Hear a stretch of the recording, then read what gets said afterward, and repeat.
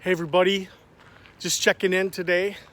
My little update for all of us. I'm out here on the bike path, walking trail, and just praying. It's a beautiful day. I'm happy that the weather is the way it is. But I just want to remind you something. God does nothing but he starts his people praying. I see God stirring us in unique and wonderful ways for prayer. I think it's an opportunity not just to slow down from the busyness, but also to reconnect in a deeper way with God. So often we get caught up in the rat race and miss out on the power of prayer. So what are you praying about? Are you praying about your marriage? Are you praying about your future? Are you praying, expecting God to do great things? What are you praying about? So I'm out here. I don't know how to live life without prayer. Prayer to me is the place of contending most deeply for God. Prayer makes us immovable. The Lord showed me once I'm like a stake in the ground, immovable because of prayer. Not that I'm perfect, not that I'm all together, because that's certainly not true. But I know that when I'm cultivating the presence of God, something changes. I become transformed. I become immovable. Not perfect, not in any manner, but immovable in that I know the abiding presence of God is with me. I know that there's courage that stirs in my heart. I know I begin to see things not out of the fears that pursue me, but out of the dreams that lie up before me.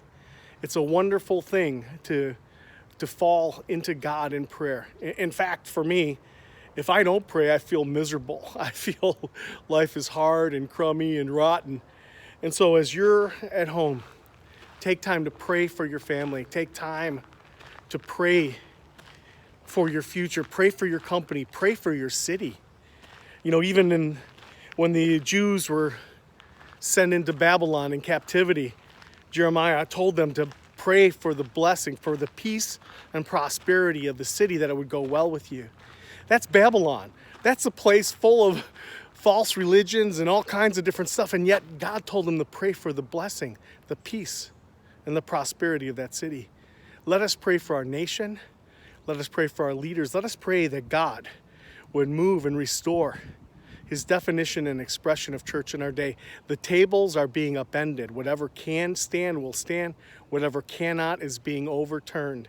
So I invite you to get away, to go out, to pray, to connect with God. Find your pathway. Find that spiritual pathway where you best connect with God. Enjoy his presence. Cultivate it.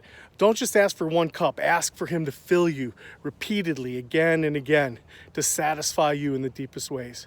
So may God bless your families, your relationships, your marriages, your relationships.